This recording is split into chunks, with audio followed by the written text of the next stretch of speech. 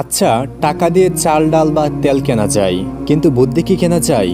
চলুন আজ শুনি এমন এক যুবকের গল্প যে বাজারে দোকান খুলে বুদ্ধি বিক্রি করা শুরু করেছিল, যার লেখা এক টুকরো কাগজ বাঁচিয়ে দিয়েছিল এক বাদশার জীবন। কিন্তু কিভাবে জানতে হলে আমাদের সাথেই থাকুন। অনেকদিন আগের কথা, এক গ্রামে ইমরান নামের এক ব্যক্তি থাকত।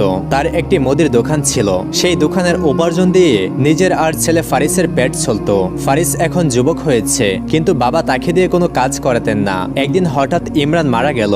এই ঘটনায় ফারিস খুব ভেঙে পড়ল, কারণ পৃথিবীতে তার বাবা ছাড়া আর কেউ ছিল না। সে একা বসে ভাবতে লাগলো, বাবাও আমাকে একা ফেলে চলে গেলেন। তার বাবার এক বন্ধু তাকে সান্ত্বনা দিলেন, বললেন, বেটা ধৈর্য ধরো, হয়তো আল্লাহর এটাই ইচ্ছা ছিল। এখন তোমাকেই তোমার বাবার ব্যবসা সামলাতে হবে। ফারিস খুব বুদ্ধিমান ও বিচক্ষণ ছিল। সে বাবার দোকান সামলানোর দায়িত্ব নিল, কিন্তু তার দোকানে কোনো ক্রেতা আসতো না। একদিন সে ভাবলো, এভাবে চললে তো অনাহারের দিন আসবে। এভাবে কিছুদিন কেটে গেল। অতঃপর সে ঠিক করলো, শুধু দোকান চালিয়ে হবে না, তাই দোকানটি এক ধনী ব্যবসায়ীর কাছে বিক্রি করে দিল। তারপর সে ভাবলো, এই টাকা নিয়ে শহরে যাবে, সেখানে অন্য একটা ছোট ব্যবসা শুরু করবে। সে শুনেছিল ওই শহরের মানুষ সহজ সরল, তাই সে ভাবলো সেখানে ব্যবসা করাটাই ঠিক হবে। এই ভেবে সে রওনা দিল। অনেকদিন সফরের পর সে এক বড় শহরে পৌঁছালো। সেখানে পৌঁছে সে ঠিক করলো, প্রথমে শহরের বাজারগুলো ঘুরে দেখবে, তারপর কোনো কাজ শুরু করার সিদ্ধান্ত নেবে। ফারিস বাজারগুলো ঘুরে পরিস্থিতি বুঝলো। সে দেখলো এখানে জিনিসপত্রের অনেক দাম। তার কাছে যা টাকা আছে তা দিয়ে কোনো ব্যবসায়ী হবে না। অনেক ভেবেচিন্তে সে এক অভিনব বুদ্ধি বের করলো। সে বাজারে একটি দোকান ভাড়া নিল, আর দোকানের উপর বড় করে লিখলো, বিক্রয়ের জন্য বুদ্ধি। বাজারের কিছু লোক তার দোকান দেখে তারা তাকে নিয়ে মজা করতে লাগলো। তারা বলতে লাগলো, আরে বুদ্ধিও কি বেচার জিনিস নাকি? লোকটা কি বোকা? আর বুদ্ধি কিনবে বা কে? লোকেরা তার দোকানের সামনে দাঁড়িয়ে এসব বলছিল, কিন্তু ফারিস উঁচু গলায় চিৎকার করে বলতে লাগলো, শুনুন ভাইয়েরা, আমার কথা বিশ্বাস করুন, জীবনে চলতে গেলে সবারই বুদ্ধির দরকার হয়। সে ছোট বাচ্চা হোক বা বৃদ্ধ। আজ আপনারা আমাকে নিয়ে হাসতে পারেন, কিন্তু এমন একদিন আসবে যখন আমি আপনাদের সবাইকে আমার বুদ্ধির জোর মানিয়ে ছাড়ব। আসলে ফারিস তার সিদ্ধান্তে অটল ছিল। মানুষের ঠাট্টা তামাশা তাকে প্রভাবিত করেনি। সে আগের মতোই চিৎকার করে ক্রেতা ডাকত। দেখতে দেখতে তার দোকানের কথা পুরো শহরে ছড়িয়ে পড়ল। লোকেরা একে অপরকে বলতো, আজকাল আমাদের শহরে এক বুদ্ধি বিক্রেতা এসেছে। কেউ আবার বলতো, এমন ব্যবসায়ী আমি জীবনে দেখিনি। মজা করে হলেও লোকেরা বলতো, যদি কখনো আমার বুদ্ধির দরকার হয় তবে অবশ্যই আমি তার কাছে যাব। এর কিছুদিন পর এক ব্যক্তি মজা করে ফারিসের কাছে এলো, কিছু বুদ্ধি কিনে নিয়ে গেল। সে আসলে ফারিসকে পরীক্ষা করতে চেয়েছিল। এক সপ্তাহে মাত্র 2 দিনারের বিক্রি হলো, কিন্তু ফারিস হতাশ হলো না। সে মনে মনে ভাবলো, একদিন আমার ব্যবসা অবশ্যই চলবে। ওই শহরেই এক ধনী বৃদ্ধ বাস করত।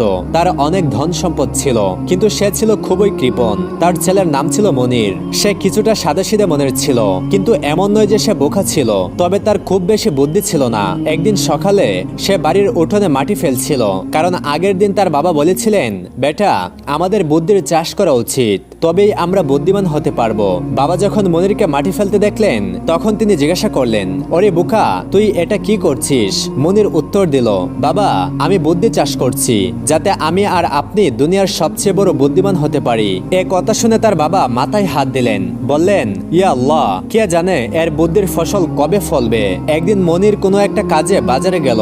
যখন সে ফারিসের দোকানের সামনে দিয়ে যাচ্ছিল, তখন দোকানের বোর্ডে লেখা তার চোখে পড়লো, বুদ্ধির দোকান। সে থেমে গিয়ে ভাবতে লাগলো, যাই গিয়ে জিজ্ঞাসা করি, যদি সস্তায় পাই তাহলে নিজের আর বাবার জন্য অনেকখানি কিনে নেব।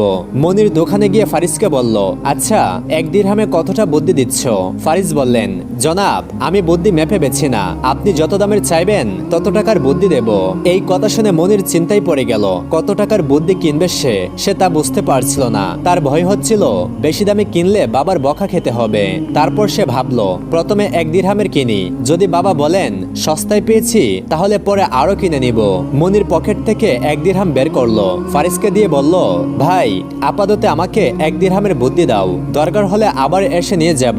ফারিস বলল, ঠিক আছে, যেমন আপনার ইচ্ছে। ফারিস একটি কাগজে কিছু লিখে মনিরকে দিল। মনির কাগজটি নিয়ে বাড়ির দিকে রওনা হলো। পথে সে ভাবতে লাগলো, এবার হয়তো কাজ হয়ে গেছে। যখন বাবাকে বলবো মাত্র 1 দিরহামে বুদ্ধি কিনেছি, তখন তিনি কতই না খুশি হবেন।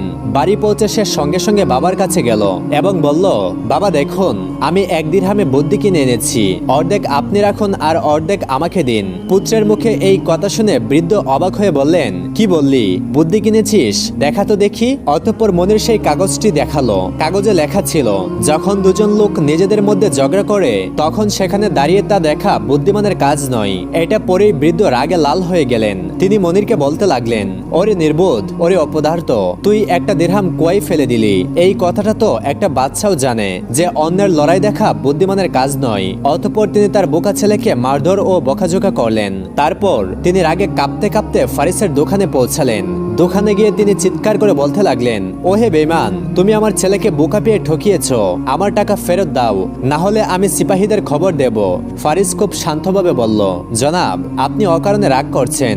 আপনার ছেলে নিজের ইচ্ছায় বুদ্ধি কিনেছে। তবুও যদি আপনি চান তাহলে আমার চিরকুট আমাকে ফিরিয়ে দিন, আর আপনার টাকা আপনি ফেরত নিয়ে যান। বৃদ্ধ সঙ্গে সঙ্গে কাগজটি বের করলেন। রাগের সঙ্গে বললেন, নে, ধর তোর চিরকুট আর আমার টাকা ফেরত দে। ফারিস টাকা ফেরত দিল এবং বৃদ্ধ নিজের বাড়ির দিকে চলে গেলেন। ওই রাজ্যের খলিফার দুই স্ত্রী ছিলেন।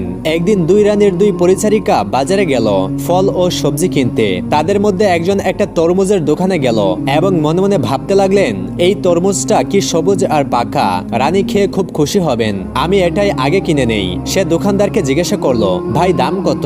দোকানদার উত্তর দিল, মাত্র 2 দিনার বোন। সে বলল, ঠিক আছে, এটা আমাকে দিন। কিন্তু দোকানদার টাকা নিয়ে যেই তরমুজটা তাকে দিতে যাবে, ঠিক সেই মুহূর্তে দ্বিতীয় পরিচারিকার নজর ওই তরমুজটার উপর পড়ল। সে সঙ্গে সঙ্গে বলল, দাঁড়ান ভাই, এই তরমুজটা আমাকে দিন। দোকানদার কিছু বলার আগেই দ্বিতীয় পরিচারিকা তার হাতে 3 দিনার রেখে দিল। প্রথম পরিচারিকা সঙ্গে সঙ্গে বলে উঠল, এটা কি ধরনের কথা হলো?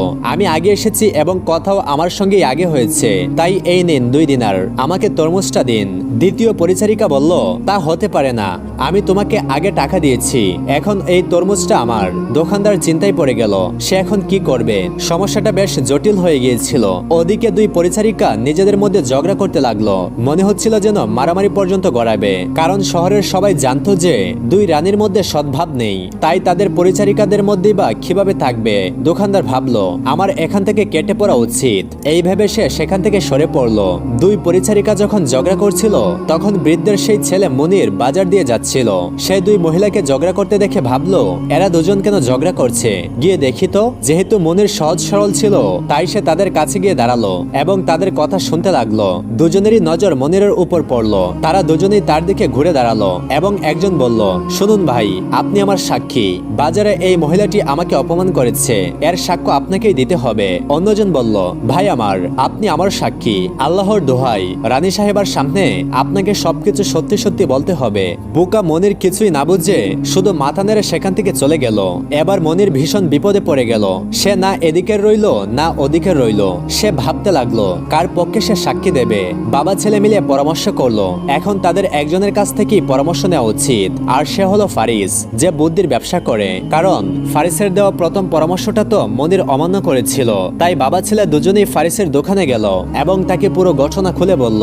ফারিস বলল, পরামর্শ তো আমি অবশ্যই দেব, কিন্তু এবার এর পারিশ্রমিক হবে 10 দিনার। বৃদ্ধ সঙ্গে সঙ্গে বললেন, আমি রাজি, এই নিন 10 দিনার। ফারিস মুমিনের দিকে তাকিয়ে বলল, শোনো, খলিফার দরবারে গিয়ে তুমি পাগল সেজে থাকবে।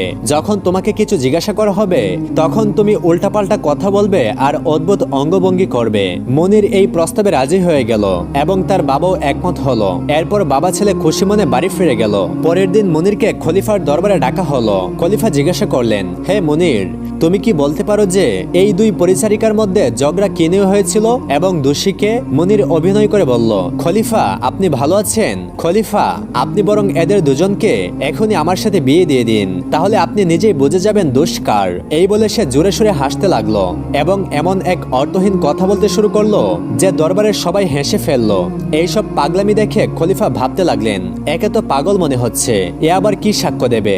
সঙ্গে সঙ্গে তিনি হুকুম দিলেন, একে এখনই দরবার থেকে বের করে দাও। এভাবে মনির সে যাত্রায় বেঁচে গেল। কিন্তু এবার তার বাবার এক নতুন চিন্তা শুরু হলো। তিনি ভাবতে লাগলেন, যদি কোনোদিন খলিফা জানতে পারেন যে আমার ছেলে আসলে পাগল নয়, বরং ইচ্ছা করে পাগলামির নাটক করেছিল, তাহলে পরিণাম খুব খারাপ হবে। পরক্ষণেই তার মনে পড়লো সেই বুদ্ধি বিক্রেতার কথা।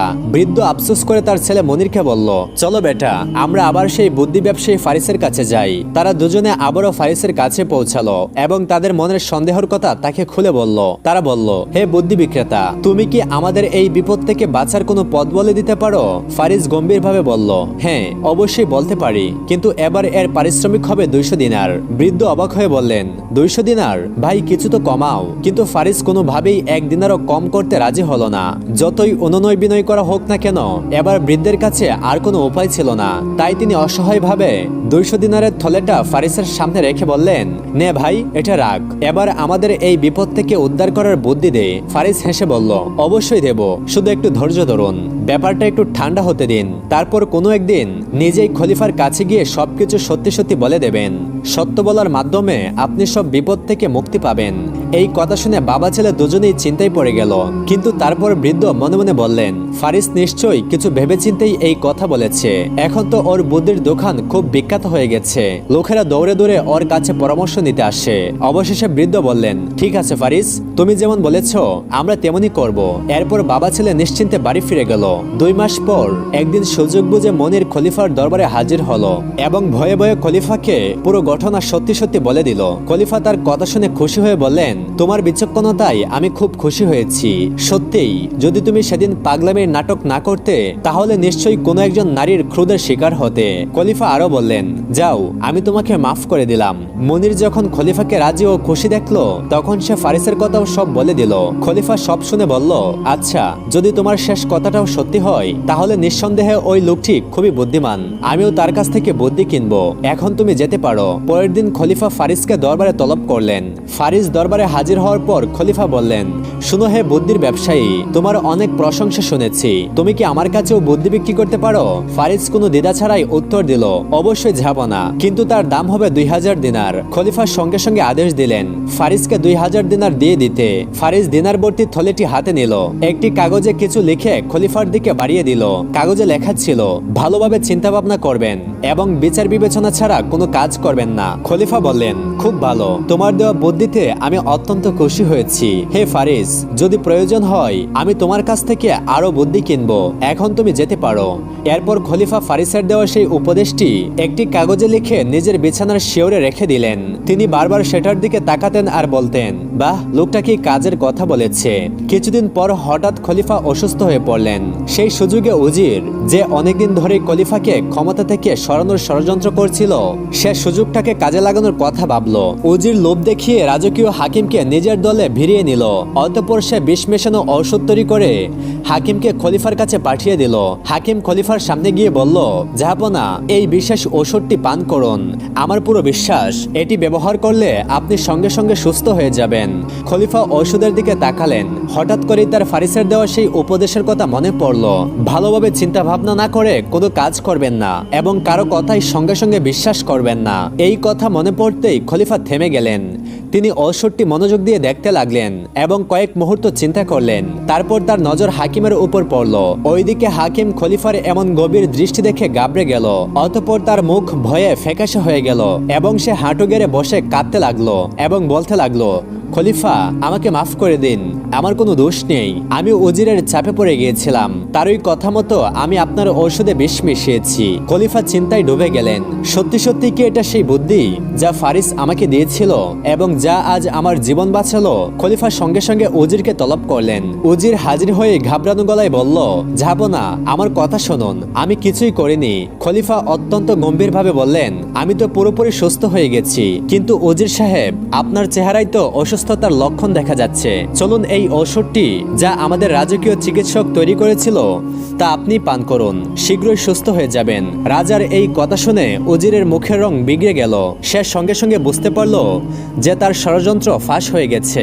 সে তৎক্ষণাৎ খলিফার পায়ে লুটিয়ে পড়ল, মিনতি করে বলতে লাগলো, যাব না, আমাকে মাফ করে দিন, আমার দ্বারা এক বিরাট ভুল হয়ে গেছে। খলিফার মুখ রাগে লাল হয়ে গেল। তিনি সঙ্গে সঙ্গে হাকিম এবং উজিরকে যাবজ্জীবন কারাদণ্ডে দণ্ডিত করলেন এবং ফারিসকে নিজের বিশেষ উজির প্রধান পরামর্শদাতা হিসেবে নিযুক্ত করলেন।